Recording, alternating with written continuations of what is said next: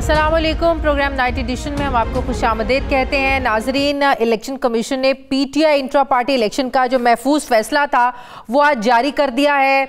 Election commission ने PTI से बल्ले का निशान आज वापस लिया है। अपने फैसले में जो महफूज फैसला था पीटीआई के इंट्रा पार्टी इलेक्शंस के हवाले से, जिसमें इलेक्शन कमीशन ने कुछ कानूनी तकाजे पूरे करने के लिए तहरीक इंसाफ से कहा था कि उन कानूनी तकाज़ों को पूरा किया जाए, लेकिन पीटीआई की तरफ से वो नहीं उन तमाम जो कंसर्न्स थे इलेक्शन कमीशन के उनको एड्रेस किया गया, उनको पूरा किया गया। तो आज इलेक्शन कमीशन ने अपना फैसला सुनाया है। पीटीआई ने इलेक्शन पार्टी आइन के मुताबिक इलेक्शन नहीं करवाए, ऐसा कहा है इलेक्शन कमीशन ने, लिहाजा पीटीआई से इंतखाबी निशान वापस ले लिया है। आज ही बड़ी हैरानगी की बात है कि आज ही लेवल प्लेइंग फील्ड ना मिलने का जो मामला है सुप्रीम कोर्ट में, ये मामला डिस्कस होता है और अब ये फैसला आ जाता है, तो जिससे ये हमें पता चलता है कि लेवल प्लेइंग फील्ड का जो मामला है वो वहीं का वहीं बरकरार है। तहरीक इंसाफ को लेवल प्लेइंग फील्ड ना मिलने का जो शिकवा था वो अब बिल्कुल पूरा होता हुआ नजर आ रहा है इलेक्शन कमीशन के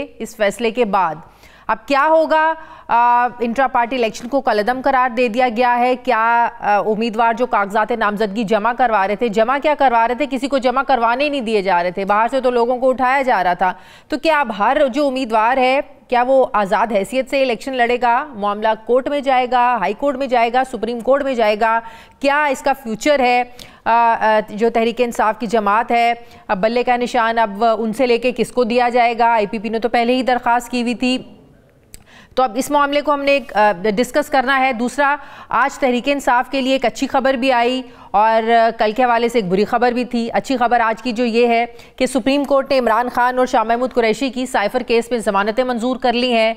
और कल के हवाले से बुरी खबर ये थी कि गुज़श्ता रोज़ इस्लामाबाद हाई कोर्ट ने तोशा खाना फौजदारी केस का फैसला मुअत्तल नहीं किया, जिसका मतलब ये है कि इमरान खान की जो 5 साल की सज़ा की नाअहली है अब वो तो बरकरार है। आज की डेट तक वो 8 फरवरी का जो इलेक्शन है वो नहीं लड़ सकते। ये मामला भी अब सुप्रीम कोर्ट में ही तय पाएगा, क्योंकि पीटीआई ने इस्लामाबाद हाई कोर्ट के फैसले के खिलाफ अपील में जाने का ऐलान किया है। अब वाज़ेह रहे कि 5 अगस्त को एडिशनल सेशन जज हमायूं दिलावर ने इमरान खान को तोशाखाना केस में करप्ट प्रैक्टिसेस का मुर्तकिब करार देकर 3 साल कैद और 1 लाख जुर्माने की सज़ा सुनाई थी, जिसके बाद इलेक्शन कमीशन ने 8 अगस्त को इमरान खान को आर्टिकल 63(1)H के तहत 5 साल के लिए नाअहल करार दिया था। और दूसरी तरफ साइफर केस, तो आज सुप्रीम कोर्ट के 3 रुकनी बेंच ने कायम मकाम चीफ जस्टिस सरदार तारिक मसूद की सरबराही में आज केस की समाअत हुई। दौरान समाअत जस्टिस अतर मिनल्ला ने ये रिमार्क्स दिए कि जिस अंदाज में ये ट्रायल हो रहा है, प्रोसिक्यूशन तो खुद रूल्स की खिलाफ वर्जी कर रही है। जस्टिस अतर मिनल्ला ने ये रिमार्क्स भी दिए कि जेल में कैद शख्स एक बड़ी जमात की नुमाइंदगी करता है। इस वक्त मामला अब पीटीआई के बानी का नहीं है, अवाम के हुकूक का है। बानी पीटीआई पर जुर्म साबित नहीं हुआ, वो मासूम है। समाअत के दौरान प्रोसिक्यूटर राजा रिजवान अब्बासी ने कहा कि साइफर से इंडिया समेत दुनिया में जग हसाई हुई। जस्टिस अतर मिनल्ला ने कहा कि क्या वज़राए आज़म को वक्त से पहले निकालने से मुल्क की जग हसाई नहीं होती? क्या वज़राए आज़म को वक्त से पहले हटाने पर भी जो है वो ऑफिशियल सीक्रेट एक्ट लगेगा? सुप्रीम कोर्ट ने दोनों फरीकों को सुनने के बाद इमरान खान और शाह महमूद कुरैशी की 10-10 लाख रुपए के मचलकों के एवज जमानत मंजूर कर ली। साइफर केस में सुप्रीम कोर्ट के फैसले को अगर हम आर्जी रिलीफ कहें तो ये बिल्कुल गलत नहीं होगा, क्योंकि अदालत उज़्मा से जमानत मिलने के बावजूद इमरान खान की फौरी जो रिहाई है ये मुमकिन नहीं है। इसकी वजह यह है कि नैब ने 2 रेफरेंसेस में भी इमरान खान को गिरफ्तार कर रखा है, जिसमें एक तोशाखाना का केस है और दूसरा 190 मिलियन पाउंड का केस। दोनों केसेस ट्रायल कोर्ट में चल रहे हैं और ट्रायल कोर्ट का फैसला आने तक ज़ाहिर है इमरान खान को जेल से रिहाई नहीं मिल सकती है। दूसरी जानिब पीटीआई की लेवल प्लेइंग फील्ड ना मिलने की दरख्वास्त निपटाते हुए सुप्रीम कोर्ट ने इलेक्शन कमीशन हुकाम को पाकिस्तान तहरीक इंसाफ से मुलाकात का उन्होंने हुक्म भी दिया। पीटीआई के वकील शुएब शाहीन ने अदालत को ये बताया कि इलेक्शन शेड्यूल जारी होने के बावजूद एमपीओ के ऑर्डर्स जारी किए जा रहे हैं, हमारे उम्मीदवारों को कागजात नामजदगी जमा नहीं करवाने दिए जा रहे हैं। कायम मकाम चीफ जस्टिस सरदार तारिक मसूद ने पूछा कि इलेक्शन कमीशन एमपीओ के ऑर्डर क्यों नहीं रुकवा रहा? अभी हुक्मनामा लिखवा कर हम भिजवाते हैं। इलेक्शन कमीशन तमाम शिकायत का जायजा लेकर इस मामले को फौरी हल करे, ये हुक्म दिया आज सुप्रीम कोर्ट ने। सवाल यह है कि क्या इलेक्शन कमीशन पीटीआई के जो कंसर्न्स हैं वो दूर करेगा और ऐसी सूरत में क्या इलेक्शन कमीशन पर मजीद बदएतमादी तहरीक इंसाफ की बढ़ नहीं जाएगी? सुप्रीम कोर्ट के अहकामात के बाद पीटीआई को भी इंतखाबी मुहिम चलाने के यकसा मौके कैसे मिलेंगे? आज के फैसले के बाद पीटीआई से तो बल्ले का निशान ही वापस ले लिया है, जो इंट्रा पार्टी इलेक्शंस हैं उनको ही कलअदम करार दे दिया है। अब पीटीआई कहाँ स्टैंड करती है? दूसरी पार्टीज तो अपनी कैंपेन्स कर रही हैं, कागजात नामजदगी जमा करवाए जा रहे हैं। यहाँ तहरीक इंसाफ को एक नहीं हर महाज पर मुश्किल का सामना है, हर महाज पर उन्हें मुश्किलात दी जा रही हैं। मैं बात करूँगी, मुझे ज्वाइन कर रहे हैं तहरीक इंसाफ के रहनुमा अली मोहम्मद खान साहब। अस्सलाम वालेकुम, बहुत बहुत शुक्रिया अली मोहम्मद खान साहब आपका। अली मोहम्मद खान साहब, एक तरफ से रिलीफ मिलता है अगर आज इमरान खान, शाह महमूद कुरैशी साहब को ज़मानत मिल गई है साइफर केस में, तो दूसरा इलेक्शन कमीशन का जो महफूज फैसला था इंट्रा पार्टी इलेक्शंस के हवाले से, अब वो जो सामने आया है, क्या कहेंगे? बल्ले का निशानी वापस ले लिया, इंट्रा पार्टी इलेक्शन को कलअदम करार दे दिया। बिस्मिल्लाहिर्रहमानिर्रहीम, अल्लाहुम्मा सल्लि व सल्लिम व बारिक अला सय्यिदिना मुहम्मद व अला आलि मुहम्मद। पाकिस्तान तहरीक इंसाफ के लाखों करोड़ों वोटर, वर्कर और सपोर्टर को ये कहना चाहता हूँ कि तुम दिए बाद मुखालिफ से न घबरा है उकाब। ये तो चलती है तुझे ऊंचा उड़ाने के लिए, बैट ले लिया है ना, बल्ला ले लिया है, हमारी रूह तो नहीं कब्ज कर ली, नजरिया तो नहीं लेके जा सकते ना। आप एक शख्स को मार सकते हैं, उसके नजरिए को नहीं छीन सकते। तो अभी खान साहब अल्हम्दुलिल्लाह हयात हैं, अल्लाह उनको जिंदगी दे, हम सब जिंदा हैं, मुल्क में मौजूद हैं, अल्हम्दुलिल्लाह हमारा मुल्क है और हम सब ने इसको ठीक करना है। और इस फैसले के हम खिलाफ जाएंगे, हम इससे मुत्तफिक नहीं है। बसद एहतराम इलेक्शन कमीशन ऑफ पाकिस्तान ने आज इंसाफ नहीं किया, बजाय इसके कि ये तीसरा दिन है। अगर एक्सटेंशन आज ना मिली होती 2 दिन में, तो आज हमारा तो अब 80% बंदा तो कागजात ही प्रॉपर जमा नहीं कर पाया। ये इनको नजर नहीं है, बजाय इसके कि उन लोगों पे एक्शन लेते। आईजी पंजाब से पूछते कि आईजी पंजाब साहब, या आपने कोई अब खाला जी का घर बना लिया पंजाब को? पाकिस्तान का दिल है पंजाब, सबसे बड़ा सूबा है, पंजाब जीतने वाला वजीर आजम बनाता है। तो आप पंजाब को प्लेट में रखे मियां साहब को देना चाह रहे हैं? क्या करना चाह रहे हैं आप सब लोग? आपको ये नजर नहीं आ रहा? क्या उस पर एक्शन क्या लिया? मरासला जारी कर दिया जनाब इलेक्शन कमीशन ऑफ पाकिस्तान ने। मैं सिकंदर सुल्तान राजा साहब से पूछना चाहता हूँ कि एक तरफ तो हमारे लोगों को कागज नहीं जमा करना दिया जा रहा है, उनसे छीना जा रहा है, पुलिस वाले छीना झपटी कर रहे हैं, घरों पे जा रहे हैं, छापे मार रहे हैं, घर तोड़ रहे हैं, फर्नीचर तोड़ रहे हैं, कंप्यूटर्स लोगों के तोड़ रहे हैं, उनकी नकदी छीन रहे हैं, उनके जेवर छीन रहे हैं, खवातीन की चादर चार दीवारी जो है वो कॉन्सेप्ट जो था, it has gone for a 6, यानी कि वो कॉन्सेप्ट ही खत्म करने की कोशिश की जा रही है। दूसरी तरफ उस पे बस नहीं है तो अब जाके बल्ला भी छीन लिया। अब जब तहरीक इंसाफ के इंटर पार्टी इलेक्शंस को ही एक मिनट आप छीने, बल्ला छीने, अवाम के साथ क्या करेंगे? मैं पिछली पेशी में जब गया था, मुझे 25 मई में जब बुलाया तो वहां किसी ने पूछा अदालत के बाहर, मैंने कहा हाँ मियाँ साहब वजीर आजम बनना चाहते हैं कि मियाँ साहब आपके और वजीर आजम की कुर्सी के बीच में 25 करोड़ अवाम हायल है, तो बल्ला तो छीन लिया, ये 25 करोड़ के साथ क्या करेंगे? लेकिन अब तहरीक इंसाफ के जब इंटर पार्टी इलेक्शंस को ही कलअदम करार दे दिया, अब बतौर तहरीक इंसाफ पार्टी अब अगर इलेक्शन नहीं लड़ेंगे तो जितने लोग जिनको टिकट देना चाह रहे थे खान साहब, या पार्टी की तरफ से जिन उम्मीदवारों को टिकट्स मिलने थे, उन्होंने कागजात नामजदगी जमा करवाने थे, तो क्या ये सब लोग फिर आज़ाद हैसियत में इलेक्शंस लड़ेंगे? अली मोहम्मद खान साहब, देखिए 2 काम अब हम करेंगे। एक तो ये जो नामुनासिब फैसला आया है इसको अभी फौरी हमने चैलेंज करना है, और हमें उम्मीद है क्योंकि 8 फरवरी में अभी बड़ा टाइम है, और ये फैसला जिस तरह आप ये देखिए ना, ये साइफर वाले मामले को आप देखिए, मुल्क की सबसे बड़ी अदालत इन हालात में जब हर तरफ से मुश्किलात का सामना है, इमरान खान साहब को जो बेल मिली है और जो उसमें कमेंट्स आए हैं, देखें बाज़ औक़ात बेल के दौरान ही मोहतरम जज साहिबान ऐसे कमेंट्स करते हैं, ऑर्बिटर डिक्टा देते हैं जिससे केस ही उड़ जाता है, केस मेरिट उसके उड़ जाते हैं। तो न सिर्फ खान साहब को केस में इसमें रिहाई मिली, खान साहब को, शाह साहब को, बल्कि उनको ये तक मासूम है भाई, इन पे केस आप क्या साबित कर रहे हैं? तो आप मुझे ये बताएं, एक ऐसा केस जिसमें यानी कि एक तो वजीर आजम को फांसी हम लगवा चुके हैं 50 साल तक, उस पर हमारा अभी पेट नहीं भरा, तो इस वजीर आजम के खिलाफ ये जो केस है इसमें आखिरी सजा फांसी और सजा मौत और उम्र कैद तक होती है। अच्छा, उसमें आपको ये जो बेल मिली है, अब मुझे कोई ये बताए, ये जितने दिन इमरान खान साहब 138 दिन मेरे ख्याल में तकरीबन हो गए, बल्कि 139वां दिन है शायद, तो इसका जिम्मेदार कौन है? इसका कफारा कौन अदा करेगा? एक 2 नंबर किस्म का एक केस उनके खिलाफ चल रहा है, जिस पे उजलत में मोहतरम जज साहब ने नीचे कोई फैसला दिया, जिस पे अब उनको अंदर बैठाया गया है, उसकी भी हालत। लेकिन आज की जमानत मिलने के बावजूद आज की डेट तक मुझे ये बताएं, एक मिनट, मैं एज अ वकील ये सवाल उठा रहा हूं अपने मुल्क के लीगल सिस्टम पे। 50 साल बाद मरहूम वज़ीर-ए-आज़म जुल्फ़िकार अली भुट्टो साहब को हम इंसाफ देना चाह रहे हैं, तो हम ये करते रहेंगे कि एक एक वज़ीर-ए-आज़म को टांगेंगे, 50 साल बाद उनके बाद अज़ मर्ग उनको फिर इंसाफ देंगे? ये किस तरफ मुल्क को भाई देके जा रहे हैं? जहां तक इलेक्शन लड़ने का ताल्लुक है, तो उसके एक तो चैलेंज करने जा रहे हैं, तो दूसरा उसके साथ फिलहाल तो आजाद हैसियत में, लेकिन इंशाल्लाह उसका भी हमारे पास सोल्यूशन है। कोर कमेटी की उस पर मीटिंग होनी है, खान साहब की डायरेक्शन आनी है, उसके बाद हम उसको पब्लिक करेंगे। उसके पास हमारा पूरा उसके लिए लायामल मौजूद है। हमारे सियासी मुखालिफिन खातिर जमा रखें, ज्यादा शादियाने बजाने की जरूरत नहीं है। अवाम उसी को वोट डालेंगे जिस लिस्ट में इमरान खान साहब की तरफ से जिस जिस बंदे का नाम आएगा, वोट उधर ही पड़ेगा, चाहे जोन सा भी निशान हो। देखें, लोग बल्ले के साथ नहीं थे, लोग इमरान खान साहब के साथ और तहरीक इंसाफ के साथ हैं, हमारे नजरिए के साथ हैं। ये बल्ले मल्ले आते जाते रहेंगे। बल्ला हमारा सिर्फ इंतखाबी निशान है जो वापस आएगा इंशाल्लाह। आईपीपी ने भी आपको भी पता है, आईपीपी ने भी दरखास्त दी हुई थी इलेक्शन कमीशन ने बल्ले का निशान लेने के लिए। क्या ये निशान उधर जाता हुआ नजर आ रहा है?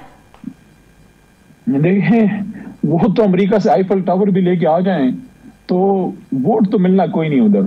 देखें, पैसा आप बना सकते हैं, पैसे से बड़ी गाड़ी खरीद सकते हैं, बड़े हाई फाई लाइफ बना सकते हैं, आगे पीछे डाले लगा सकते हैं, बंदूकों वाले आप लगा सकते हैं, आप बड़ा स्टाइल बना सकते हैं। एक काम नहीं कर सकते, गरीब के दिल में घर नहीं कर सकते। गरीब के दिल में घर करने के लिए आपको नजरिए की पुख्तगी चाहिए, अपने उसूलों पे मजबूती चाहिए, आपको पुख्ता ईमान चाहिए, आपको एक विजन चाहिए। तो विजन तो पैसे से खरीदा नहीं जा सकता बाजार में।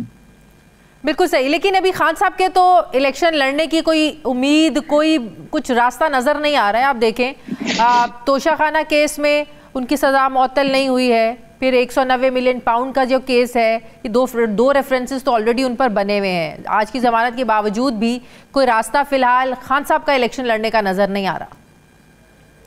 खान साहब हमें खुद फरमाया करते थे, खान साहब कहते थे बनी गाला अक्सर मीटिंग्स में कि a week is the long time in politics. ये मशहूर मैगज़ीन है उसकी, यूके की। तो देखें, अभी टाइम है, अभी 8 फरवरी में काफी टाइम है, इंशाल्लाह हम पर उम्मीद हैं। लेकिन खान साहब भी बाहर आएंगे। कैंपेन तहरीक इंसाफ कर नहीं पा रही है, तहरीक इंसाफ के लोग। मेरी बात गौर से नहीं सुनी, आपने मेरी बात गौर से नहीं सुनी। आप अपने सवाल पे फोकस करिए। मैं कह रहा हूँ इंशाल्लाह खान साहब बाहर आएंगे, खिलाड़ी भी होगा, कप्तान भी होगा और बल्ला भी होगा। ये सब कुछ तो तब मुमकिन होगा कि बल्ले के लिए जाहिर है आपको अपील पे जाना पड़ेगा। वो सुप्रीम कोर्ट में जाते हैं, आप हाई कोर्ट में जाते हैं, तो वक्त आप देखें ना कि वक्त कितना रह गया है। हाँ, पहले तो ठीक है, पहले हाई कोर्ट होगा, अगर वहां से भी बात नहीं बनेगी आपको सुप्रीम कोर्ट जाना पड़ेगा। मुझे कहने दीजिए, मुझे ये आपके सामने ये किताब है, ये बहुत मोटी ताजी किताब है, हेनरी किसिंजर की है। ये वैसे पाकिस्तान में लोग पढ़ाते अब आजकल माशाल्लाह काम ही है, सारे टिकटॉक पे हैं। अच्छा, ये किताब है, इसमें से आप ये हरूफ निकाल दें तो खाली कागज को लोग क्या करेंगे? इसी तरह इलेक्शन है, इलेक्शन में से आप हरीफ निकाल दें जन बड़ी पॉलिटिकल पार्टीज को। तहरीक इंसाफ तो उनकी चलो फिर भी सबसे बड़ी पार्टी है। आप पीपल्स पार्टी को या नून लीग को भी है, मैं कहता हूँ मौलाना साहब की जमात को आप साइड लाइन कर दें। मैं अली मोहम्मद आज ऐलान करता हूँ कि अगर मेरी मुल्क की एक जमात, बलोचिस्तान में कोई एक सीट लेने वाली जमात को भी आप बाहर करते हैं, आप पॉलिटिकल सिस्टम से उसकी लेजिटिमेसी खींचते हैं, पॉलिटिकल सिस्टम से उसकी जो एक एक्सेप्टेंस है दुनिया में, अवाम में, वो खींचते हैं। कौन मानता है फिर उसको? देखें, तो इस तरह तो फिर डिक्टेटर भी बैठे रहते हैं। ठीक है, आप बिल्कुल ठीक कह रहे हैं, मैं अग्री करती हूँ आपकी बात से, मैं अग्री करती हूँ आपकी बात से। लेकिन 2018 में जो फिर 2018 में जो नून लीग के साथ हुआ, और नून लीग आज तक ये कह रही है कि उस टाइम भी अरेंजमेंट किया गया था इमरान खान को लाने के लिए, जो लाने वाले थे उनके भी बड़ी दफा वो नाम ले चुके हैं। तो बात ये है कि उन्हीं केसेस में आज वही अदालतें उनको बरी कर रही हैं। तो इसका मतलब है या उस वक्त गलत हुआ या आज गलत हो रहा है। तो इसका मतलब है कि उस वक्त जो आप लोगों की जीत थी वो एक मजबूत हरीफ के बगैर जीत थी। उसके बारे में आप लोगों का क्या ख्याल है? बहुत ही अच्छा आपका सवाल है, और मैं चाहूंगा कि इसमें जितना सच्चाई के नजदीक मैं आपको जवाब दे सकूं मैं दूं। देखिए, अगर मियां नवाज शरीफ के साथ कोई ज्यादती हुई है, चाहे वो 99 में हुई जब उनको कड़ी लगी या 17 में, मैं उसके हक में नहीं हूं, लेकिन उनको एक ड्यू प्रोसेस मिला। सुप्रीम कोर्ट से बड़ी अदालत तो ऊपर अल्लाह की है, सुप्रीम कोर्ट की अदालत से उनको एक लंबा ड्यू प्रोसेस जरूर मिला। लेकिन जहां तक ज्यादती का ताल्लुक है, देखिए हम ये कंसिडरेटली, हमारी जमात के अंदर ओपिनियन है। मुझे इमरान खान साहब की 2013 की वो बात याद है जो उन्होंने की थी, जब हमारा, आपको याद होगा, 4 हल्कों का मसला था। थोड़ी सी बात लंबी हो रही है लेकिन मैं कुछ शॉर्टली बात करूं। जी जी। उन्होंने ये बात की थी कि मैं, कहते हैं कि जिंदगी में, कहते हैं 2 दफा मुझे ये कमी बेशी, अल्लाह माफ कर, 10 साल से ज्यादा हो गए इस बात को, कि कहते हैं कि मैंने लाहौर को इतना खामोश नहीं देखा। कहते हैं एक जब हम सेमीफाइनल हारे थे 1987 वर्ल्ड कप में ऑस्ट्रेलिया से, तब पूरा लाहौर खामोश था। कहते हैं, और दूसरा जब हमारा इलेक्शन हमसे चुराया गया 2013 में, वो भी हम जीत चुके थे, पूरा लाहौर उस दिन अफसोस में था, अफसोस में था। अगर मियां साहब लाहौर जीता था तो 2013 11 मई को, मुझे याद है इलेक्शन हुआ था, आई थिंक 11 मई था, तो अगले दिन फिर शोक क्यों था? लाहौरी तो आपको पता है, लाहौरी तो बड़े जेल जो है खुशियां मनाने वाले और जिंदा दिल हैं, जिंदा दिलान। किधर थे वो दाता की नगरी के बासी? हमारा तो 18 में भी चुराया गया है, हमें तो अपना जिला है, हमारी तो 2/3 थी। तो देखिए, अब ये मुझे बताएं, मैं तो किसी गलत बात के हक में नहीं हूं, लेकिन मियां साहब की जमात के अगर कोई लोग मैनिपुलेट हुए, जबरदस्ती किसी ने जो है अपनी वफादारी चेंज की, बहुत गलत है अगर किसी ने किया। लेकिन क्या कोई मुझे एक मिसाल बता सकता है कि उनका कोई मेंबर अगवा हुआ, उसको पार्टी छोड़नी पड़ी? उनका कोई मेंबर गायब हुआ, उनके किसी मेंबर को किसी ने जदोकोब किया, उनके एक मेंबर के साथ ये हुआ जो आज हमारे लोगों के साथ हो रहा है? उनसे ये बात करें तो वो कहते हैं उस वक्त 9 मई नहीं हुआ था, उस वक्त हालात मुख्तलिफ थे। अब 2018 के हालात का आज के हालात से मवाजना नहीं कर सकते। मुझे एक बात बताइए, आपने अच्छी बात की है, मैं उसको आगे लेके जाता हूँ जी। ये तो मैंने अभी वर्चुअल जलसे में भी ये बात की है कि यार आप हमारे 9 मई को आप हमारे गले का तौक बनाना चाहते हैं, फंदा। 9 मई के फंदे से आप तहरीक इंसाफ को फांसी देना चाहते हैं। कौन कहता है कि 9 मई में जिसने स्टेट इंस्टीट्यूशंस पे गए हैं उनको सख्त से सख्त सजा दें, लेकिन उनको ओपन ट्रायल जरूर दें। जिसने गलत किया है वो इमरान खान साहब या तहरीक इंसाफ की पॉलिसी तो नहीं थी ना। तहरीक इंसाफ तो एक पॉलिटिकल पीसफुल जमात है, 27 साल से एजुकेटेड लड़के लड़कियां। हमारे तो बच्चों को लोग मम्मी डैडी कहते थे, ये तो हालात ने उनको सख्त कर दिया। तो मम्मी डैडी को आप सबको आपने फांसी चढ़ा दो। देखें, कुछ लोगों ने गलती की, मैं ये भी कहता हूं कि जिनसे गलती हुई है वो भी रियासत के बच्चे हैं। अगर हम उन लोगों के साथ बात कर सकते हैं जो बलोचिस्तान या ट्राइबल बेल्ट्स में जिन्होंने रियासती लोगों के खिलाफ, हमारे इदारों के खिलाफ बंदूक उठाई, और मैं कहता हूं उनसे भी जिनसे जो परसों तरसों लोगों ने बंदूक गिराई है, असला गिराया है बलोचिस्तान में और आए, अच्छी बात है, कौमी दायरे में रियासत उनको लेके आई है।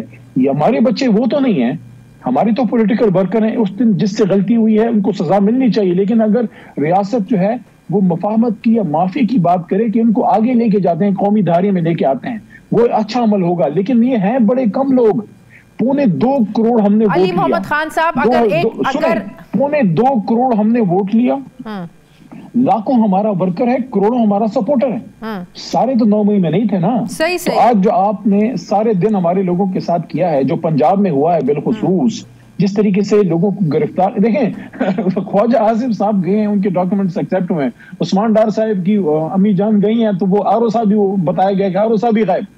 देखिए, इस तरह ना करें, सिस्टम को चलने दें, इसकी लेजिटिमेसी को रहने दें, इसी में सबकी इज्जत है। इलेक्शन हो जाए, एक हुकूमत आ जाए, वो हुकूमत मुल्क को आगे लेके जाए, और एक तरह जो एक फासले पैदा हुए हैं हमारी एस्टैब्लिशमेंट और अवाम के बीच में, वो भी खत्म होंगे। इससे मुल्क की खैर नहीं है। कभी भी हमारी रियासती इदारों और अवाम में गलतफहमी नहीं होनी चाहिए, अली मोहम्मद खान साहब, आखिरी सवाल। मजबूत होगा जब अवाम, बिल्कुल सही कह रहे हैं आप, आखिरी सवाल गालिब होंगे, लेकिन जो हो रहा है वो ठीक नहीं है। 9 मई को अगर 9 मई का वाकया अगर एक साइड पे रख दें, ये अनफॉर्चुनेटली ये नहीं होना चाहिए था, लेकिन क्या तहरीक इंसाफ को अब आप लोगों को अदराक है कि कुछ सियासी गलतियां खान साहब से हुई हैं जो नहीं होनी चाहिए थी? कुछ सबक सीखा आप लोगों ने? क्या आज कोई रिग्रेट है तहरीक इंसाफ को, इमरान खान को? देखिए, हमें अपनी गलतियों का भी एहसास है, लेकिन क्या ये रिग्रेट और एहसास सिर्फ इमरान खान और तहरीक इंसाफ को होना है? 75 साल से हम हुकूमत में, हम तो कह रहे हैं कि 9 मई में जिसने गलती की है, मैं 9 मई को बात ही नहीं कर रही, मैं 9 मई की बात ही नहीं कर रही, मैं कह रही 9 मई को साइड पे रख दें, मैं सियासी गलतियों की बात कर रही हूं जनाब। देखिए स्पेसिफिकली तो हमारे ऊपर वही चार्जशीट लगती है, सियासी गलतियां बिल्कुल हैं। आप एक एक बात करेंगे, जो गलती होगी मैं एक्सेप्ट करूंगा, लेकिन इससे पहले क्या किसी ने गलतियां नहीं की थी? क्या मुस्लिम लीग नून से एक भी गलती नहीं हुई? वो IGI किसने बनाई थी? वो ओसामा बिन लादेन से पैसे किसने लिए थे? वो जो आपका तैयारा हाईजैकिंग का केस था वो किसका था? वो जो जुल्फ़िकार बनाई थी वो किसने बनाई थी? ये जो सुप्रीम कोर्ट पे चढ़ाई की गई थी वो किसने की थी? वो जो दिन दहाड़े मुर्तजा भुट्टो को मारा गया था वो किसकी हुकूमत में मारा गया था? बेनजीर किसकी हुकूमत में शहीद हुई थी और शहादत के फौरी बाद वो क्राइम सीन किसने वॉश किया था? ये जिस तरह लियाकत अली खान साहब शहीद हुए और शहादत के बाद फौरी तौर पर उनके किलर को मार दिया गया, ये तो एक दास्तान है। लॉसेस की आधा मुल्क हम गवा चुके हैं। अभी आपने परसों तरसों देखा जो बलोचिस्तान से प्रोटेस्टर्स आए हुए थे, जो बच्चों के साथ हुआ है। केयरटेकर से पूछना चाहता हूं क्यों आपने ऐसे किया है? आप उनको क्या मैसेज देखे? जिसने गलत किया है बलोचिस्तान में या पाकिस्तान में, जो रियासती इदारों के खिलाफ, रियासत के खिलाफ हथियार उठाता है, उसको सख्त से सख्त सजा दें। लेकिन जो प्रोटेस्टर्स हैं वो तो पॉलिटिकल लोग हैं, उनको पॉलिटिकली डील करें। इस तरह से मुल्क जुड़ेगा। देखिए जो एहतजाज करता है उसको डंडा ना मारें, उसको बिठा के बात करें। हमने भी की ना बात, TRP का कितना सख्त मामला था, आपको याद है?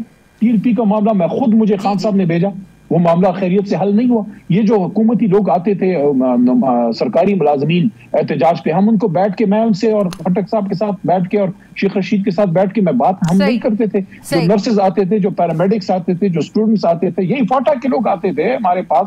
हम एहतजाजों के साथ बैठ जमीन पे पालती मार के उनके बीच में बैठ के बात खत्म करते थे। 2 घंटे में वो खुशी खुशी घर चले जाते थे।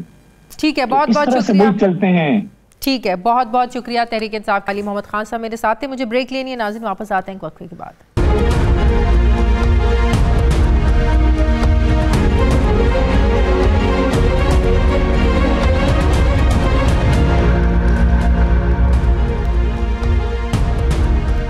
ब्रेक के बाद एक बार फिर से आपको खुशामदीद कहते हैं। नाजरीन, जो तहरीक इंसाफ से बल्ले का निशान वापस लिया गया है, सीट एडजस्टमेंट का मामला है IPP का नून लीग के साथ।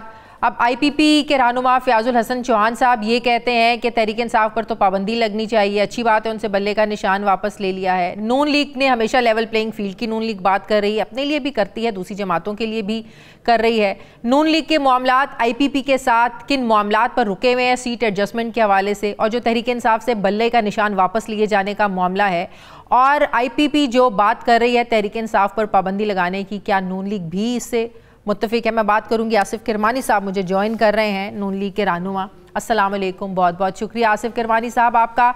आसिफ किरमानी साहब, सबसे पहले तो लेवल प्लेइंग फील्ड जिसकी बात आप भी करते हैं, पाकिस्तान पीपल्स पार्टी भी ये बात करती आ रही है, बल्कि उनके तो गिले शिकवे हैं कि उनको भी लेवल प्लेइंग फील्ड नहीं मिल रही है। आज सुप्रीम कोर्ट में भी लेवल प्लेइंग फील्ड का मामला उठाया गया और इलेक्शन कमीशन हुकाम को हुक्म दिया गया कि तहरीक इंसाफ के जो गिले शिकवे हैं, तहफ़्फ़ुज़ात हैं, एतराज़ात हैं, उनको दूर किया जाए। दूसरी तरफ इलेक्शन कमीशन का फैसला आ जाता है इंट्रा पार्टी इलेक्शन के हवाले से, उनसे बल्ले का निशान वापस ले लिया गया है। क्या खेल के मैदान में किसी एक पार्टी को इस तरीके से आउट करना, क्या ये जस्टिफिकेशन रह जाएगी शफाफ इंतखाबात की? किरमानी साहब। बिस्मिल्लाहिर्रहमानिर्रहीम। शुक्रिया शाजिया बीबी।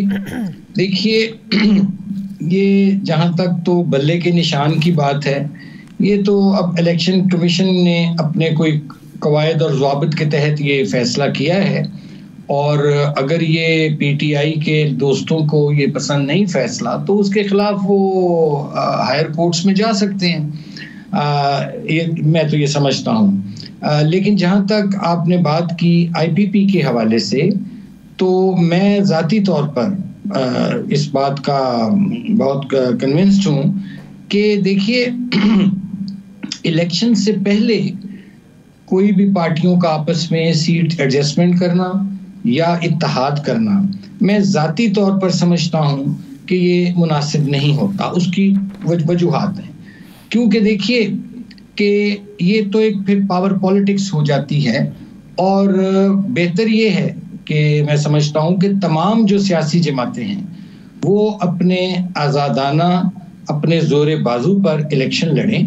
हाँ, उसके बाद पार्लियामेंट में जाकर जब जो गवर्नमेंट फॉर्मेशन का मरहला आए, उस वक्त एक दूसरे के साथ ताउन किया जा सकता है, लेकिन कम से कम अवाम को एक फेयर चॉइस मिलनी चाहिए कि वो जिस जमात को भी वोट देना चाहें वो इलेक्शन में आज़ादाना दें और उम्मीदवार अपनी अपनी चॉइस का उम्मीदवार लें। और फिर दूसरी बात है कि जब इस किस्म के इंतखाबी इत्तेहाद इलेक्शन से पहले होते हैं, माजी में भी होते रहे, और या सीट एडजस्टमेंट जो होती हैं, उससे फिर जो आपके जो लॉयल कमिटेड पुराने ओल्ड गार्ड्स जो आपके जो कारकुन होते हैं उनकी हक तलफी भी हो सकती है। इसलिए मैं तो इस मामले में मेरी ये राय है, बहरहाल मैं अपनी पार्टी के डिसिप्लिन का पाबंद हूँ और अभी कोई आईपीपी से कोई हतमी फैसला नहीं हुआ इस बारे में कि आया उनसे सीट या एडजस्टमेंट या किसी और किस्म का कोई इत्तेहाद। लेकिन इसका मतलब है जो सिंध में सीट एडजस्टमेंट हुई एमकेएम के साथ, जीडीए के साथ, इसका मतलब है वो भी नहीं होना चाहिएगा।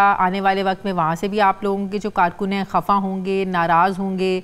और दूसरा एक सोच ये भी तो है, और कहा भी ये जा रहा है, जरदारी साहब ये बात कर चुके हैं, बल्कि यही कहा जा रहा है कि कोई भी पार्टी 2/3 ले नहीं सकती है, कोई भी पार्टी अकेली हुकूमत बना नहीं सकती है। इसलिए ज़रूरत है कि दूसरी पार्टियों के साथ सीट एडजस्टमेंट करके देखा जाए किस हल्के में किस पार्टी का स्ट्रॉन्ग उम्मीदवार है। तो ये वक्त की ज़रूरत है सीट एडजस्टमेंट करना। देखिए, ये हर एक की अपनी राय है। मैंने तो, आपने मुझे पूछा, मैंने अपनी ज़ाती राय दे दी कि इलेक्शन से पहले इस प्रोसेस में जाना जो है उसमें कारकुनों की भी हक तलफी होती है। और फिर मिसाल मैं देता हूं, अगर एक उम्मीदवार जो है वो विनिंग कैंडिडेट नहीं है, लेकिन किसी सीट एडजस्टमेंट के सिलसिले में या किसी इंतहाद के सिलसिले में अगर वो वहां सीट जीत जाता है, तो क्या ये उसकी जेन्युइन जीती हुई सीट होगी? इसलिए मैं अर्ज करता हूं कि ये चीजें जो हैं, अगर जरदारी साहब का भी ये ख्याल है बिलफर्ज कि कल को कोई कोलिशन गवर्नमेंट बननी है, तो उसका बेस्ट फिर हल है ना कि इलेक्शन हो लेने दिया जाए और उसके बाद जो जेन्युइनली जीत कर आए, जो अवाम का एक सही मानों में मुंतखब नुमाइंदा हो, वो जब पार्लियामेंट में पहुंचे तो फिर वहां आपस में एक दूसरे से ताउन करने में या किसी कोलिशन गवर्नमेंट अगर बनती है बनाने में कोई हर्ज नहीं है। लेकिन this is my own personal opinion. बिल्कुल मैं अपनी पार्टी के डिसिप्लिन का पाबंद हूं। ठीक है, ये आपकी जाती राय है। लेकिन आईपीपी के साथ मामला क्या इस वजह से रुके हुए हैं कि आईपीपी जो है वो ज्यादा सीट्स पर सीट एडजस्टमेंट करना चाह रही है और जो मजबूत नून लीग के कैंडिडेट हैं ज़ाहिर है उनकी हक तलफी होगी? क्या इसी वजह से मामलात रुके हुए आईपीपी के साथ और नून लीग वो मुतालबात मान नहीं सकती है आईपीपी के? देखिए, एक दो उनके साथ चंद नशिस्तें हुई हैं दोनों पार्टी की तरफ से, लेकिन मैं बड़ी स्ट्रेट बात करता हूँ कि उस दिन मोहतरमा फिरदौस आशिक अवान साहिबा मेरे साथ एक प्रोग्राम में थी, तो उन्होंने कहा जी कि हमने 40 सीटें मांगी हैं नेशनल असेंबली की और गालबन 60 के 70 सीटें मांगी हैं पंजाब असेंबली की। तो ये तो देखिए ना, ये वो टू मच वाली बात है। और मेरा नहीं ख्याल कि हम मुस्लिम लीग नून जो है वो अपने 40 कमिटेड कारकुन नेशनल लेवल पे और 70 जौन से है वो उसको कुर्बान करने पर तैयार होगी। तो मैं वैसे नहीं देख रहा कि कोई इस तरफ कोई पेशरफ्त नहीं मैं देख रहा चूंकि, लेकिन वो मैंने एक लाइटर नोट पे बात कही। मैंने कहा कि ये वैसे ही है कि वो जो एक शख्स था उसने तोप के लिए लाइसेंस अप्लाई कर दिया, तो उसको किसी ने कहा कि यार ये तोप का लाइसेंस कौन तुम्हें देगा? उसने कहा तोप का इसलिए अप्लाई किया है कि तोप का करूंगा अप्लाई तो शायद पिस्तौल का मिलेगा ना। तो हो सकता है को आईपीपी के ज़हन में ये बात हो, लेकिन मैं नहीं समझता कि अगर उन्होंने ऐसी बात कही जो डॉक्टर साहबा ने कही है, तो ये कोई ऐसी बात नहीं कि जो इससे कोई इत्तेहाद क्या कोई ऐसा भी मुतालबा है कि सीट एडजस्टमेंट करके पंजाब में आईपीपी के साथ वज़ीर आला भी आईपीपी का होना चाहिए? क्या इस पर भी मामलात पे कोई बातचीत हुई? नो, जहाँ तक मेरी मालूमात हैं, देखें ख्वाहिशात ही ख्वाहिशात होती हैं लोगों की, लेकिन मुस्लिम लीग नून का हर हल्के में हमारे पास 1 से क्या 10 से ज़ायद उम्मीदवार जो हैं और बड़े पुराने कमिटेड उम्मीदवार हैं। तो उस सूरत हाल में हमें तो कोई उम्मीदवारों की किल्लत नहीं है जैसा कि कई दूसरी जमातों को है। तो मेरे इल्म में नहीं कि कोई ऐसी किसी किस्म की कोई ख्वाहिश का इजहार किया हुआ, किसी की जाती ख्वाहिश हो सकती है, हो वो, उसके बारे में कुछ नहीं कह सकता। सही, टिकट्स के मामले में बड़े इख्तलाफात सामने आ रहे हैं, लोग नाराज़ भी हो रहे हैं। 2 दिन पहले ख़वातीन विंग से मुलाकात की नवाज़ शरीफ साहब ने, मरीम नवाज़ साहिबा ने। वहाँ मरीम नवाज़ साहिबा से बहुत ज़्यादा नाराज़गी का इजहार किया गया ख़वातीन की तरफ से कि आप लोग लॉयल और अपने पुराने लोगों को छोड़कर सिर्फ उन लोगों को साथ अपने बिठा रहे हैं जो ब्रांडेड कपड़े पहनते हैं, जो आप लोगों के लिए पैसा खर्च करते हैं, लेकिन जो आप लोगों के साथ हर थिक एंड थिन में खड़े रहते हैं उनको आप लोग बहुत पीछे छोड़ रहे हैं। क्या ये बात दुरुस्त है कि मुस्लिम लीग नून के जो पुराने वर्कर्स हैं, लोग हैं, वो नाराज हो रहे हैं टिकटों के मामले पर? नहीं, ऐसी कोई बात नहीं। मैं कई ऐसे पार्लियामानी बोर्ड्स का माजी में भी हिस्सा रहा हूँ, जब भी हर उम्मीदवार की ख्वाहिश होती है कि उसको टिकट मिले और उसमें वो अपनी मैक्सिमम खूबियां बयान करता है और दूसरे की कम खूबियां तस्लीम करता है, लेकिन इसका ये मतलब नहीं। और फिर एक इट्स अ डेमोक्रेसी, हर एक को बात करने का हक है, राय देने का, इख्तलाफ राय करने का राइट है सबको, और वो हमारी जमात में दिया जाता है। कोई दिल की भड़ास उसको निकाल लेता है, कोई उसको अपनी कुछ और बात किस पर राय में कर लेता है। हर एक का बात करने का अपना अपना एक अंदाज होता है, तरीक़ाकार होता है, लेकिन इसका ये मतलब नहीं कि कोई खुदा ना खास्ता वहाँ कोई ऐसी बात होगी जिससे कि कोई मामला खराबी की तरफ जा रहे हैं। जो भी फैसला होगा, टिकट एक ही उम्मीदवार को मिलना है और बाकी जितने भी उम्मीदवार होंगे, वक्ती तौर पर जाहिर है लोगों को एक धचका जरूर लगता है, लेकिन वो फिर पार्टी डिसिप्लिन के तहत उनको रहना पड़ता है और एक टिकट होगी, एक उम्मीदवार होगा, बाकी सारे जोर लगाते हैं, लॉबी करते हैं, इस तरह वो चलता रहता है। लेकिन ये क्या सराइयां भी फिर ज्यादा होती हैं। लेकिन ये भी तो कहा जा रहा है ना कि मरीम नवाज साहिबा जो हैं वो अपने फेवरेट्स को टिकट दिलवाना चाहती हैं, शहबाज शरीफ साहब जो हैं वो अपने लोगों को टिकट दिलवाना चाहते हैं। ये ग्रुप बंदी भी है नून लीग में?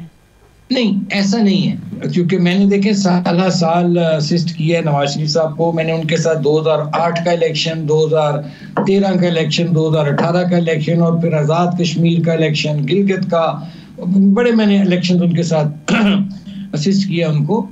तो ये ऐसी कोई बात नहीं, फेवरेटिज्म नहीं होता बिल्कुल भी, प्योरली मेरिट पे होता है फैसला। माजी में भी मेरिट में हुए हैं फैसले, अब भी मेरिट पे ही होंगे।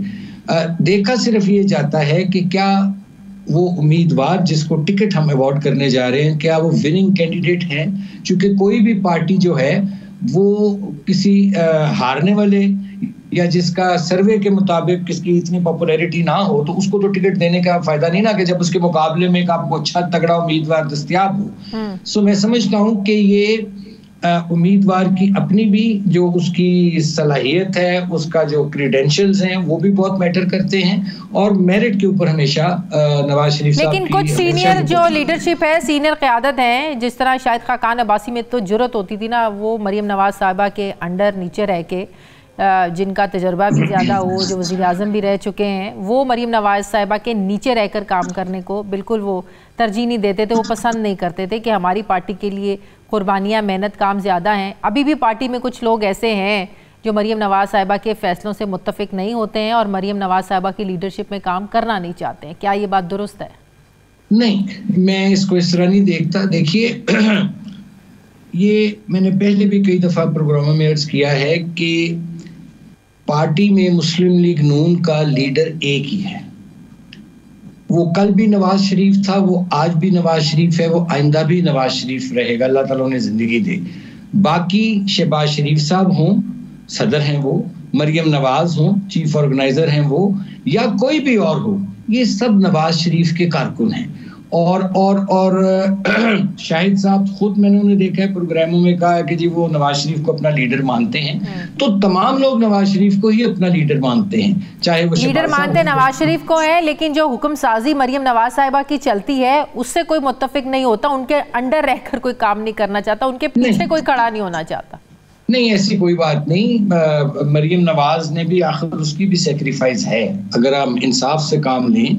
उसने बड़ी बहादुरी से जेल काटी, उसने बड़ी बहादुरी से उस जो फिस्तायत का एक दौर था उसका मुकाबला किया। तो मैं नहीं समझता कि किसी को, जिन लोगों को उससे कोई मरियम नवाज से कोई प्रॉब्लम थी या है, वो मेरा ख्याल ऑलरेडी इजहार भी कर चुके हैं और वो they are no more in the party I suppose. लेकिन शाहिद साहब तो अभी भी कहते हैं कि वो PMLN का हिस्सा हैं। सही।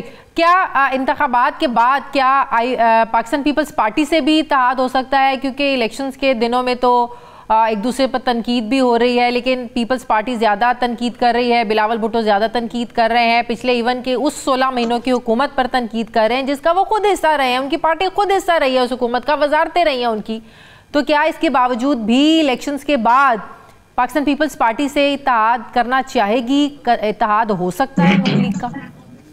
देखिए, ये पावर पॉलिटिक्स है और पावर पॉलिटिक्स में और सियासत में सब कुछ मुमकिन है, लेकिन मैं ये समझता हूँ, मेरी ज़ाती ये ख्वाहिश होगी कि कोई भी पार्टी जो इक़्तिदार में आए वो कम अज़ कम वो बैसाखियों की मरहून मिन्नत ना हो। और मैं तो यहाँ तक समझता हूँ ज़ाती तौर पर कि अगर कोई ऐसी हुकूमत बनाने की नौबत आती है जो एक कमज़ोर हुकूमत होती है, बैसाखियों की जिसको ज़रूरत होती है, तो मैं समझता हूँ कि नवाज शरीफ साहब को फिर ऐसी हुकूमत की सरबराही नहीं करनी चाहिए, चूंकि आप जब तक आपके पास मेजॉरिटी ना, वाज़ेह मेजॉरिटी ना हो, आप इस पाकिस्तान के मसाइल हल नहीं कर सकते हैं। लेकिन पॉलिटिक्स में सब कुछ पॉसिबल है, स्पेशली पाकिस्तान की पॉलिटिक्स जो है उसमें तो हर लम्हा बलम्हा बदलती सूरत हाल है। लेकिन मेरी ये ख्वाहिश है कि जो भी जमात इक़्तिदार में आए वो उसके पास कम से कम कंफर्टेबल मेजॉरिटी हो, ताकि वो एक यकसुई के साथ किसी से ब्लैकमेल हुए बगैर वो जो है अवाम के, पाकिस्तान के मफाद में खुलकर फैसले कर सके। बहुत शुक्रिया। मुस्लिम लीग नून के रहनुमा आसिफ किरमानी साथ हैं। मुझे ब्रेक लेनी है नाज़रीन, वापस आते हैं वक्फे के बाद।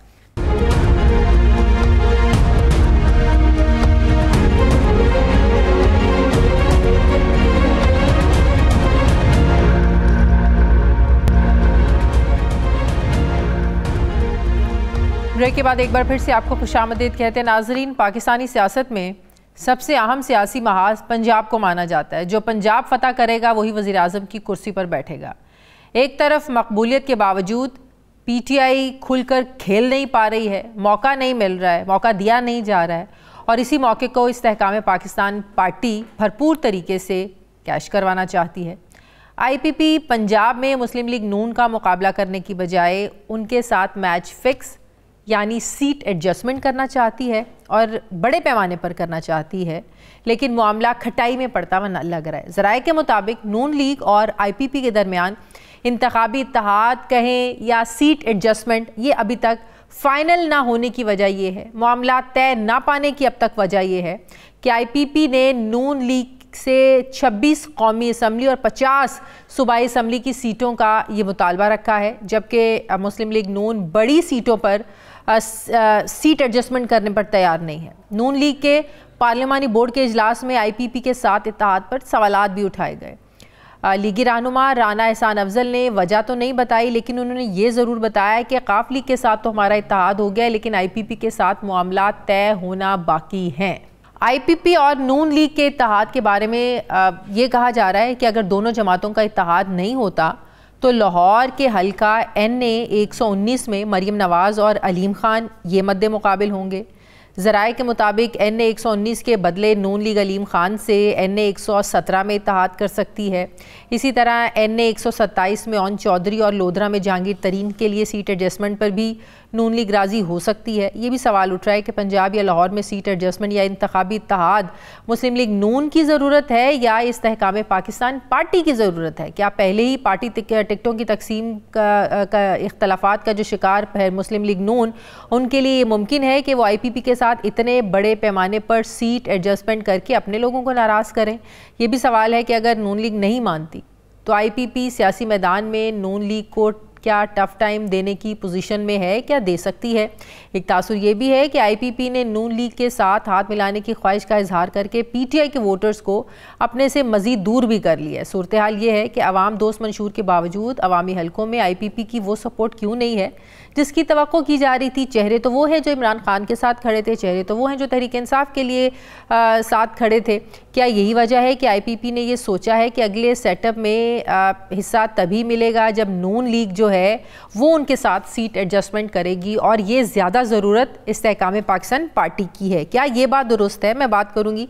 मुझे फ़याज़ुल हसन चौहान साहब IPP के रहनुमा ज्वाइन कर रहे हैं। अस्सलाम वालेकुम, बहुत बहुत शुक्रिया चौहान साहब आपका। चौहान साहब, क्या ये बात दुरुस्त है कि IPP ने ऐसी डिमांड्स रखी नून लीग के सामने कि नून लीग जो है वो अपनी बड़ी सीटों पर सीट एडजस्टमेंट के लिए इस पर कॉम्प्रोमाइज़ करने को तैयार नहीं है, इसलिए भी आप लोगों का जो सीट एडजस्टमेंट का मामला है नून लीग के साथ ये खटाई में पड़ा हुआ है? बिस्मिल्लाहिर्रहमानिर्रहीम। देखिए, आपने बड़ा लंबा चौड़ा तज्जिया पेश किया और वो अपनी जगह और मेरे लिए बड़ा काबिल एहतराम, लेकिन हकीकत ये है कि सीट एडजस्टमेंट नून लीग और IPP दोनों की मुश्तरका ख्वाहिश के ऊपर स्टार्ट हुआ है ये कंसेप्ट, और इंशाल्लाह एमिकेबली ये सॉर्ट आउट होगा और दोनों जमातें सीट एडजस्टमेंट के साथ इलेक्शन में हिस्सा लेंगी, और इसमें दोनों जमातों का फ़ायदा है, किसी एक का फ़ायदा नहीं है। और इस वक्त जो पाकिस्तान का पॉलिटिकल सिनेरियो है उसमें कोई पॉलिटिकल पार्टी भी सादा अक्सरियत लेने की पोजीशन में भी नहीं है, हत्ता कि नून लीग भी सादा अक्सरियत लेने की पोजीशन में नहीं है। तो इंशाल्लाह ये छोटी मोटी ठक ठुक लगी रहती है जब भी आप कोई सीट एडजस्टमेंट करती हैं, दो पार्टियां या दो ग्रोह, तो ये शुरू में ये ची चढ़क लगती है, होती है। ची चढ़क ठक ठुक जो है ये मामला नून लीग के साथ ही आप लोगों के लंबे हो रहे हैं। बाकी नून लीग के आप देखें सिंध में भी उनके सबके साथ सीट एडजस्टमेंट हो गई, उनकी मौलाना साहब के साथ भी हो गई, उनकी ताकतवर है ना अल्लाह पाक के करम से, अल्लाह पाक के करम से, नबी पाक के सदके हम थोड़ी सी ज्यादा अहमियत रखते हैं। हमारा जो ना वो अच्छा, ये तो चले, ये तो बता दें, ठीक है, इस आप लोगों की अहमियत से कोई भी इनकार नहीं कर रहा है, बिल्कुल बड़े बड़े नाम है आप लोगों के साथ, लेकिन मामला किन सीटों पर रुका हुआ है? किसी सीट पे भी नहीं रुका हुआ, और ये सारी चीजें सॉर्ट आउट हो जाएंगी। अभी ये जरा ये जनाब कागजात नामजदगी वगैरह का प्रोसेस कंप्लीट हो जाए, 2 दिन आगे बढ़ा दिए इलेक्शन कमीशन ने, 24 तारीख तक जरा ये कागजात नामजदगी जमा हो जाएंगे, उसके बाद अगले 2-4-6 दिन में सारी चीजें सॉर्ट आउट हो जाएंगी। ये बड़ा लंबा टाइम पड़ा हुआ है। 8 फरवरी को अगर इलेक्शन है तो 15 जनवरी तक जनाब आपका 10 जनवरी तक कम से कम आपका जनाब भी टाइम है, इंशाल्लाह सारी चीजें सॉर्ट आउट हो जाएंगी। लाहौर में किन हलकों में आप लोग अपने आप को ज्यादा मजबूत फील कर रहे हैं? क्या आप लोगों की राय है कि लाहौर से कितनी सीटें जो है वो IPP निकाल सकती है? क्योंकि यहाँ पर हमने तकरीबन कोई 45 के करीब सूबाई असम्बली की और 25 से राउंड अबाउट जो ना हमने कौमी असम्बली की हमने दी हुई है, और उसमें कोई प्लस माइनस के साथ जो ना चीजें सॉर्ट आउट हो जाएंगी इंशाल्लाह। ठीक है, ये आज जो इलेक्शन कमीशन का फैसला आया है, लेवल प्लेइंग फील्ड की बात हो रही थी, नून लीग भी कहती है सब लोगों को लेवल प्लेइंग फील्ड मिलनी चाहिए, पाकिस्तान पीपल्स पार्टी का भी यही उनकी तो शिकायत है कि उनको भी लेवल प्लेइंग फील्ड नहीं मिल रही है, लेकिन वो भी कहते हैं कि सबको मिलनी चाहिए। लेकिन जो तहरीक इंसाफ के साथ हुआ है कि उनके बल्ले का निशान ही वापस ले लिया है, क्या वाकई तहरीक इंसाफ के साथ ज्यादती हो रही है चौहान साहब? इसके 2 पहलू हैं शाजिया, मुझे टोकिएगा ना, मैं तसल्ली से जवाब दूंगा। इसके 2 पहलू हैं, एक टेक्निकल पहलू है, एक नजरियाती पहलू है। टेक्निकल पहलू के हवाले से इलेक्शन कमीशन ने बिल्कुल ठीक फैसला दिया है कि 1.25 साल लेट इलेक्शन करवाया, 1.25 साल तक आपने अपनी ड्यू इलेक्शन को हेल्ड नहीं करवाया, उसके बावजूद इलेक्शन कमीशन ने लाडलापन इनके साथ करते हुए इनको मौका दिया कि आप इलेक्शन करवाएं। लेकिन इलेक्शन ऐसा हुआ कि सारी दुनिया ने देखा कि दुनिया की तारीख का सबसे फेक स्यूडो सोकॉल्ड 2 नंबर थका हुआ और एक जाली किस्म का, नकली किस्म का इलेक्शन करवाया गया, जो आइन और कानून के मुताबिक इलेक्शन कमीशन पूरा राइट रखता था कि उसको नल एंड वाइट कर दे, वो उसने कर दिया। ये है टेक्निकल इशू। नजरियाती इशू क्या है?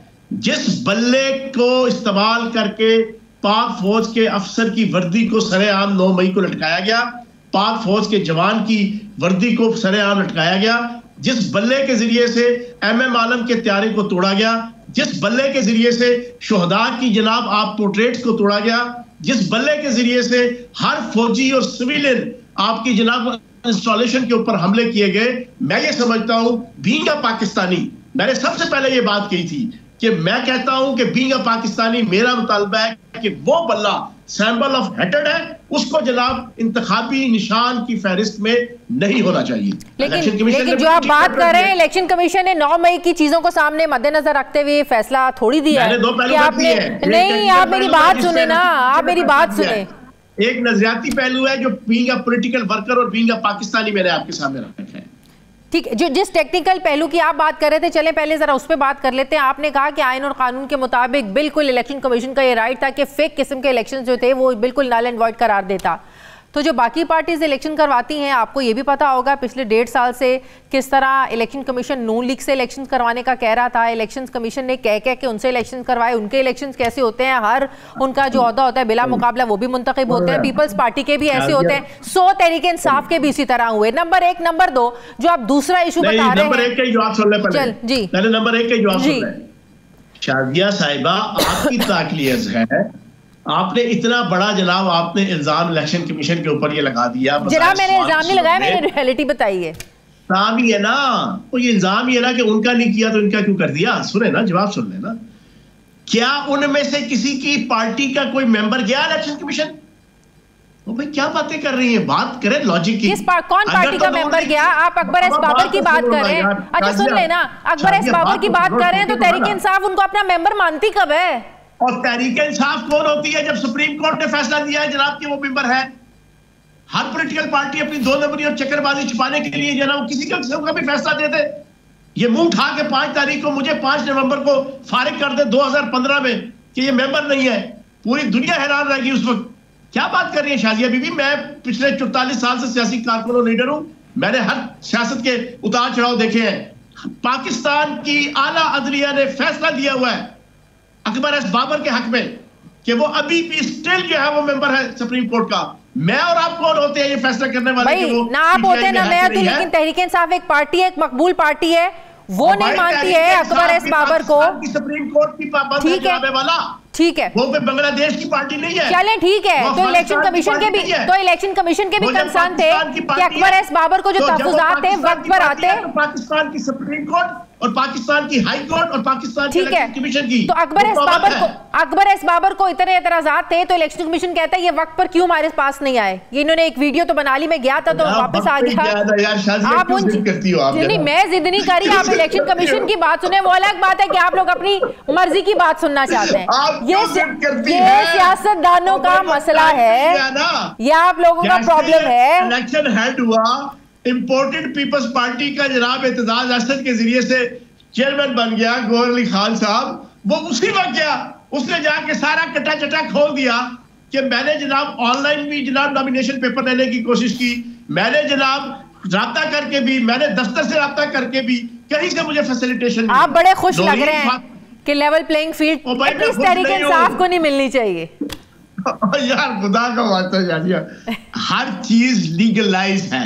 अगर तो नून लीग में से कोई बंदा जाए, पीपल्स पार्टी में से जाए, आईपीपी में से गया हो, उसने कहा हो इलेक्शन कमीशन में कि भाई इलेक्शन गलत हुआ है, तो फिर तो आपका सवाल बिल्कुल ठीक 100%।